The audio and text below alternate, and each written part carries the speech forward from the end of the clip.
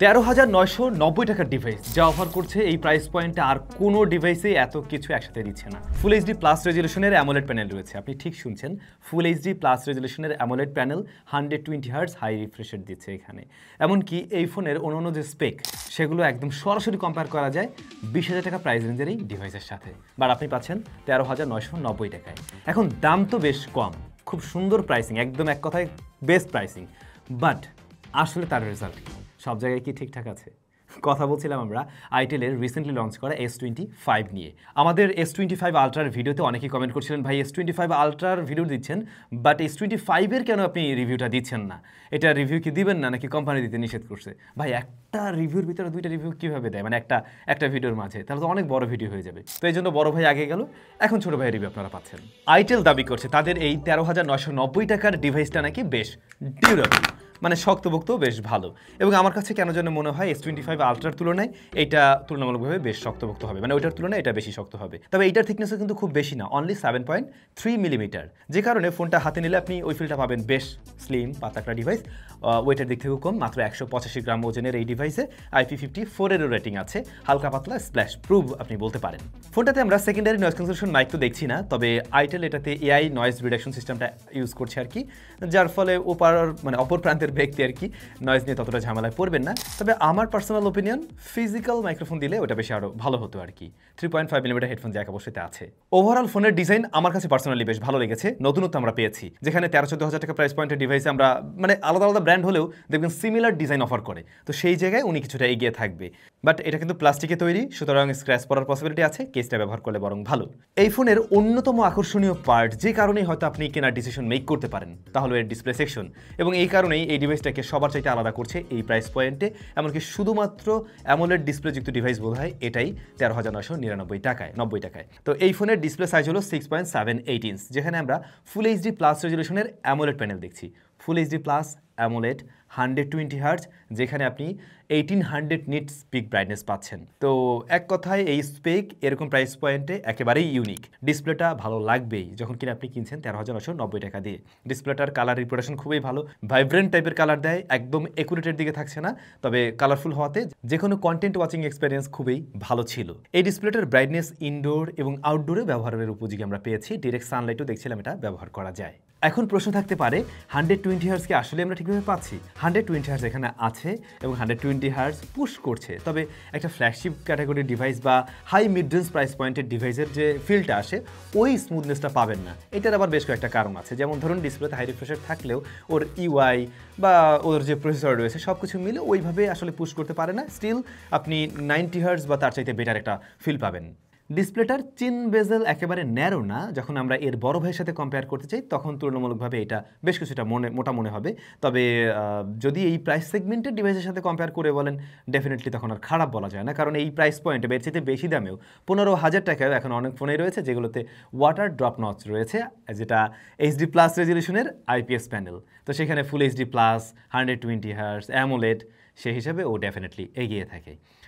ডিসপ্লেটা নিয়ে আসলে কমপ্লেন করার আমি সুযোগ দেখছি না, তবে ওনাকে কী দিয়ে প্রোটেকশন করা হয়েছে এই ব্যাপারটা আমি ক্লিয়ার না, সো গ্লাস প্রোটেক্টর ব্যবহার করলে বরং ভালো।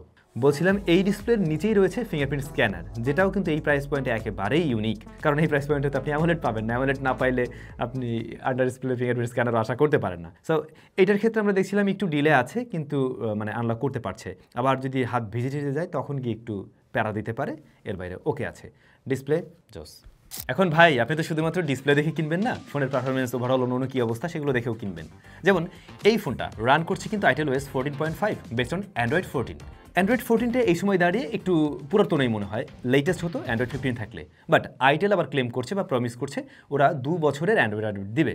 2 বছরের অ্যান্ড্রয়েড আপডেট যদি দেয় সেক্ষেত্রে আমরা কি পেতে পারি? Android 16। সো আপনি আশা করছি Android 15টা খুব শীঘ্রই পেয়ে যাবেন, এরপরে 16 পর্যন্ত ব্যবহার করতে পারবেন। এই জিনিসটা নিয়ে আইটেলের ফোনে আমাদের এর আগে কমপ্লেন থাকতো যে আইটেলের ফোনের মোটামুটি সব কিছু ট্রাই করছে, ভালো ভালো স্পেক দিচ্ছে, বাট আপডেটের ব্যাপারে তেমন একটা নজর দেয় না বা এই যে মেজর আপডেট পাওয়া যায় না। সো এটার ক্ষেত্রে আপনি পাচ্ছেন। এছাড়া ওরা বলছে 60 মান্থসের ফ্লুয়েন্সি প্রোটেকশন দেবে। এখন এই ফ্লুয়েন্সি প্রোটেকশনের ব্যাপারটা 60 মান্থস পর্যন্ত কীভাবে দেবে আমি জানি না, যেহেতু এই ডিভাইসটার ওয়ারেন্টিই থাকে আসলে 1 বছর। বাকি মাসগুলো কীভাবে দেবে এটা কোম্পানির কাছে আমার নিজেরও একটা প্রশ্ন থাকলো। এনিওয়ে আমরা যদি এর প্রসেসর সেকশনে দেখতে যাই, সেখানে রয়েছে ইউনি এসওসির একটা প্রসেসর, ইউনি এসওসি T620। মানে টাইগার 620। এখন আমি শুরুর দিকে একটা কথা বলছিলাম, এই ফোনের আরও বেশ কিছু স্পেক ওয়াইজ ব্যাপার স্যাপার আছে যেগুলো 20K প্রাইস পয়েন্টের সাথে মিলে যায় হুবহু।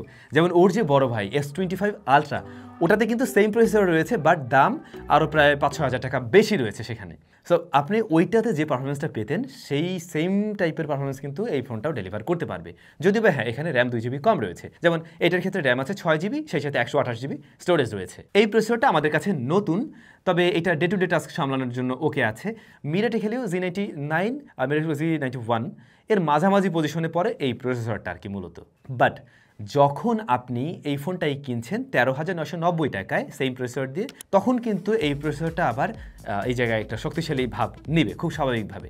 বাট অপটিমাইজেশনেরও একটা ব্যাপার থাকে।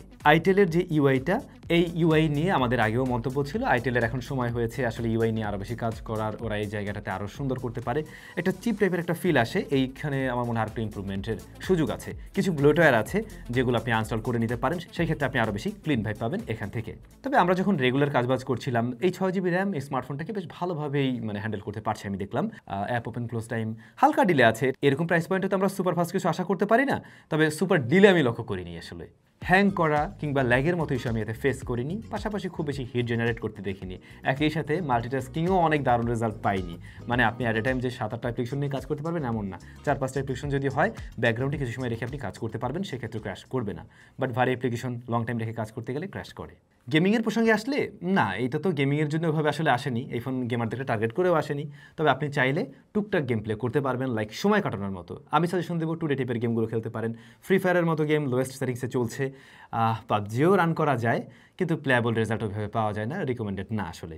তবে টু বি ভেরি অনেস্ট, এই প্রাইস পয়েন্ট থেকে এর প্রসেসর এবং এই যে 6GB র্যাম আছে, এটা নিয়ে কমপ্লেন করার মতো সুযোগ থাকে না যখন কিনা আপনি কম্পিটিশনের অন্যদের সাথে কম্পেয়ার করবেন। অলরাইট, ক্যামেরাতে আসলে রিয়ারে 50 মেগাপিক্সেলের মেইন শুটার রয়েছে, এছাড়াও একটা অক্সিলারি সেন্সর আছে, আর ফ্রন্ট ফেসিং ক্যামেরায় রয়েছে 32 মেগাপিক্সেলের শুটার। এই সেটআপটাও মিলে যায় কিন্তু বড় ভাইয়ের সাথেই এবং সেম প্রসেসরে রয়েছে, যে কারণে আমরা ছবিতে সিমিলারিটিস লক্ষ্য করছি। এখানে লাল কালারটাকে একটু বেশি বুস্টেড দেখা যায়, যেটা অতিরিক্ত লাল করে ফেলে, কখনো কখনো একটু অরেঞ্জি টাইপের একটা ভাইব চলে আসে। এইখানে আমার মনে হয় এর যে বড় ভাই তার ক্যালকুলেশন বোধহয় আর একটু বেটার ছিল। হেভি হাইলাইট এরিয়াগুলো একটু ঝলসে যাওয়ার প্রবণতা আছে, তবে যদি কিনা সিনারিওটা এভাবে বল বোঝানো হয় আপনাদেরকে যে এই প্রাইস পয়েন্টের অন্য যে ডিভাইসগুলো পাওয়া যায় মার্কেটে তাদের সাথে কম্পেয়ার করতে গেলে বরং এর চাইতে একটু বেশি দামি ডিভাইসের চাইতেও ও বেটার রেজাল্ট দিচ্ছে। শার্পনেস ডিটেইল ভালোই দিতে পারে যখন কিনা প্রপার লাইট পায়। লাইট যদি কম হয়, এমনকি একই ছবির মাঝে কোনো জায়গাটা একটু শ্যাডো রয়েছে, কোনো জায়গায় ভালো লাইট আছে, ব্যালেন্স লাইট আছে, সেক্ষেত্রে আপনি গিয়ে দেখবেন যে লো লাইট এরিয়াতে ওই জায়গাটাতে গ্রেইনের দেখা মোটামুটি ভালোই পাওয়া যায়। কিন্তু প্রপার লাইট টাইট থাকলে তখন ভালো একটা আউটপুট বের করা যায় এই ডিভাইসের ক্যামেরা থেকেও। আমার কাছে মনে হয়েছে আইটেলের এর আগে 15,000 টাকার মধ্যে যত স্মার্টফোন ছিল তাদের প্রত্যেকের চাইতে এইটার ক্যামেরা ভালো রেজাল্ট দিচ্ছে আর কি। লো লাইটের দিকে বেশ কিছুটা সফট করে ফেলে ছবি, নয়েজ গ্রেনের দেখাও একটু বেড়ে যায় এবং কন্ট্রাস্টের পরিমাণ কিছুটা বাড়ে। আবারও যদি প্রাইস পয়েন্ট বিবেচনায় কম্পেয়ার করি তাহলে এটা স্ট্যান্ড আউট করতেই পারে। রয়েছে পোর্ট্রেট মুড, এবং ইন্টারেস্টিং ব্যাপার হলো এই প্রাইস পয়েন্টে আপনি 2x পোর্ট্রেট নিতে পারবেন। চিন্তা করা যায় ভাই, 13,999 টাকার ডিভাইসে 2x পোর্ট্রেট। এখানে তো ডিজিটালি জুম করে করছে, যে কারণে হয় কি একটু সফটনেস চলে আসে ছবিতে, তারপরেও এই ছবিগুলো দেখতে ভালো লাগে। এটাতেও কিন্তু এআই এর বেশ কিছু টিচার আছে, যেমন ওই যে ওয়ালপেপার এআই এর ক্ষেত্রে আপনি ব্যবহার করতে পারবেন, টুকটাক এআই এর ফিচার আছে। আচ্ছা, ওদিকে না যাই, আমরা যেটা বলছিলাম পোর্ট্রেট মুডে, হ্যাঁ যখন আপনি 1x তুলছেন ব্যাকগ্রাউন্ড ব্লারনেসটা আপনার কাছে কিছুটা আর্টিফিশিয়াল লাগলেও 2x গেলে ওইটা লাগবে না। আর 1x এর ক্ষেত্রে একটু ডিটেল বেশি মনে হয়, 2x এর ক্ষেত্রে একটু সফটনেস লক্ষ্য করা যায়। ফ্রন্ট ফেসিং ক্যামেরাটা ভালো ছিল এই প্রাইস পয়েন্টের, আমার মনে হয় প্রায় ম্যাক্সিমাম ফোনের থেকেই এটার ফ্রন্ট ফেসিং ক্যামেরা ভালো ছিল। আপনি যদি ফ্রন্ট ফেসিং ক্যামেরাকে একটু মোটামুটি ভালো লাইট দিতে পারেন, ডে লাইটের ছবি তুলেন, এটার থেকে শার্পনেস ডিটেল বেশ ভালো পাবেন, এমনকি ডাইনামিক রেঞ্জও ভালোই রেজাল্ট করছে। ইনডোরের দিকে কিছুটা সফটনেস দেখা যায়, স্টিল এটার ফ্রন্ট ফেসিং ক্যামেরা অনেক স্মার্টফোন থেকেই এগিয়ে থাকে। ভিডিওটা খুব একটা যাচ্ছই ছিল না, মেন ক্যামেরায় ভিডিও রেকর্ড করা যায় সর্বোচ্চ 1080p 30 fps এ, ভিডিওতে তো এক স্টেবিলিটি নাই, আর জিটারিংও আছে। ভিডিও আমার মনে হয় না খুব একটা কাজের কিছু হচ্ছে এখানে। তবে এই ফোনের কমতি মনে হয়েছে স্পিকারটাতে এসে, এখানে মোনো স্পিকার রয়েছে। এই স্পিকারটা মোটামুটি লাউড ক্লিয়ার, বাট আমি স্টেরিওর মজা তো মিস করছি। ফুল ভলিউমে গেলে কিছুটা ডিস্টরশনও পেয়েছি। আর সাউন্ডের একটু ওই যে মানে ইয়াটা ডেপথ একটু বেসটা একটু কম মনে হয়েছে আর কি আমার কাছে। ভালো আছে ইয়ারপিসের সাউন্ড, ব্যাটারি আছে 5000 mAh এবং 18 ওয়াটের চার্জার রয়েছে। এই প্যাকেজটা তো 13,990 টাকায় ডিসেন্ট একটা প্যাকেজ বলাই যায়। আপনি ব্যাকআপ একদিন পেয়ে যাবেন ঠিকঠাকভাবেই। 8 থেকে 8.5 ঘন্টার মতো এসওটি পাওয়া যায় এই ডিভাইস থেকে। আমার কি মনে হয় জানেন, এই ডিভাইসের পারফরমেন্স আরও একটু বেটার পাওয়া সম্ভব হতো যদি এখানে একটা এইচডি প্লাস রেজলিউশনের ডিসপ্লে থাকতো, সেই ক্ষেত্রে প্রেশার একটু কম পড়তো। তবে সবসময় যে আপনার হেভি পারফরমেন্স দরকার আছে বা সবার জন্য যে গেমিং করতেই হবে এমনটাও না। অনেকেই আছে একটা ভালো ডিসপ্লে চায় তার ডিভাইসে, সে মিডিয়া কনজাম্পশন হয়তো করে, অনেক ভিডিও টিডিও দেখা হয়, তাদের কাছে কিন্তু ব্যাপারটা আবার ভালো লাগবে। 13,990 টাকায় আইটেল যা দেওয়ার ট্রাই করছে, এটা সত্যি একটা সাহসের ব্যাপার। এই জিনিসগুলো আমরা এখন পর্যন্ত কোনো ডিভাইসে কোনো ব্র্যান্ড থেকে দেখিনি। তো আমার মনে হয় আইটেল যেহেতু এই কম্পিটিশনটা শুরু করে দিছে, এটা খুব ভালো করছে। এখন অন্য ব্র্যান্ড চিন্তা করবে যে ওকে ফাইন, আমাদেরকে তো তাহলে একটু ভালো কিছু দেওয়া উচিত। সো এটা আমাদের জন্য একটা সুবিধা হিসেবে থাকবে। আর আইটেলের জন্য আমার সাজেশন থাকতে পারে, যে সমস্ত জায়গাগুলোতে বললাম যে আরেকটু ক্যালকুলেশন, আরেকটু কমতি আছে, কিছুটা কমতি আছে, সেগুলো আশা করছি ফিক্স করে নেক্সট টাইম নিয়ে আসলে আরও বেশি গ্রহণযোগ্যতার জায়গায় থাকবে। এই আর কি। এখন আইটেলের ফোন নিয়ে কিছুটা কমপ্লেন আমরা বিভিন্ন সময় পেয়েছি যে ফার্স্টের দিকে খুব ভালো রেজাল্ট দেয়, 3 মাস 4 মাস খুব ভালো চলছে, এরপরে গিয়ে একটা স্লোয়ার একটা ভাব চলে আসে, চপি একটা ভাব চলে আসে। এখন এই ফোনের ক্ষেত্রে ওরকম কিছু না হলেই ভালো। ওরা যেটা বলছে যে ওরা ওই যে ফ্লুয়েন্সি প্রোটেকশন দিচ্ছে, হ্যাঁ, যদি আপনার ফোন আপনি ব্যবহার করতে গিয়ে দেখেন যে এরকম স্লো ব্যাপার স্যাপার চলে আসে, আপনি নিয়ে একদম সুন্দর ইয়েতে চলে যাবেন ওদের কাস্টমার কেয়ার সার্ভিসে, যে এবার আমাকে ওয়ারেন্টি সার্ভিস দাও, তোমাদের ফোনে তো ফ্লুয়েন্সি প্রোটেকশন আছে, এরকম চপিনেস কেন আসছে। আর আপনাদের জন্য অন্য একটা সাজেশন থাকবে, এই ফোনের যে 128GB স্টোরেজ, এর অর্ধেক অ্যাটলিস্ট ফাঁকা রাখার ট্রাই করবেন, তখন গিয়ে দেখবেন লং রানেও এই ডিভাইস ভালো রেজাল্টই দিচ্ছে। আর যে সমস্ত অ্যাপ না লাগে ওগুলোকে না রাখা ভালো।